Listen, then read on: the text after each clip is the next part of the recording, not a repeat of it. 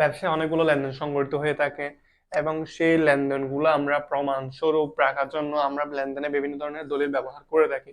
তো এগুলির মধ্যে হলো চালান আছে, ভাউচার, তারপর ক্যাশ মেমো, তারপর ডেবিট নোট, ক্রেডিট নোট, তারপর সর্বশেষ ব্যাট চালান।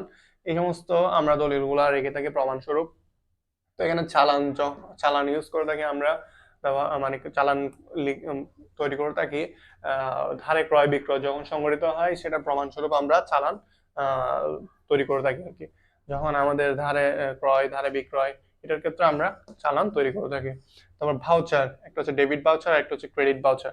ডেবিট ভাউচারের ক্ষেত্রে বিভিন্ন ধরনের খরচ সমূহ, বিভিন্ন ধরনের ক্রয় এবং বিভিন্ন ধরনের খরচ সমূহ আমরা ডেবিট ভাউচারে তৈরি করে থাকি।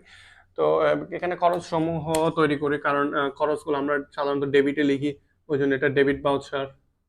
তারপর এদিকে আয় সমূহ, আহ, আমরা আয় যেহেতু ক্রেডিট লিখি সেজন্য আয় সমূহ বিক্রয় সমূহ আমরা ক্রেডিট ভাউচারে তৈরি করে থাকি, ক্রেডিট ভাউচারে। তারপর ক্যাশ মেমো, ক্যাশ মেমোর ক্ষেত্রে নগদে যে লেনদেনগুলো সংঘটিত হয় সবগুলাই ক্যাশ মেমোতে, তো ক্যাশ মেমোতে লিপিবদ্ধ করা হয়।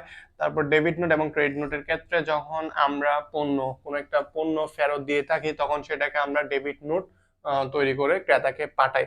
তো ক্রেডিট নোটের ক্ষেত্রে যখন কোনো পণ্য ফেরত আসে ক্রেতার কাছ থেকে কোনো পণ্য ফেরত আসলে সেটা আমরা ক্রেডিট নোটের মাধ্যমে তৈরি করে সেটা আবার ক্রেতাকে আমরা পাঠাই। যেমন যখন আমরা কোনো একটা পণ্য ক্রয় করি সেটার ক্ষেত্রে আমাদের পাওনাদার ক্রেডিট হয়ে থাকে, তখন সেটাকে আমরা ডেবিট করার জন্য ডেবিট নোট, আর উল্টা ক্রেডিট নোট। ক্রেতা তার ফরমাইশ অনুযায়ী কোনো পণ্য না পায় তাইলে সেটা বিক্রেতাকে তার কারণ সহ এবং দর পরিমাণ সবকিছু মিলাই একটা ডেবিট নোট পাঠায় বিক্রেতাকে।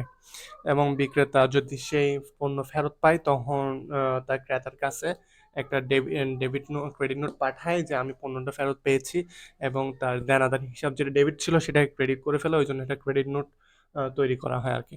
তারপর ওইদিকে অপরদিকে যখন ক্রেতা বিক্রেতাকে পাঠায় তখন পাওনাদার হিসাব যখন ক্রেডিট ছিল ক্রয় করার সময়, এখন সেটা ফেরত দেওয়ার সময় পাওনাদার হিসাবটাকে ক্রেডিট করে দিবে এবং সেটা ডেবিট নোটের মাধ্যমে বিক্রেতাকে সেটা জানানো হবে, বা কারণ সহ পণ্যর পরিমাণ দর সবকিছু মিলে ডেবিট নোটে উল্লেখ করে দেওয়া থাকবে।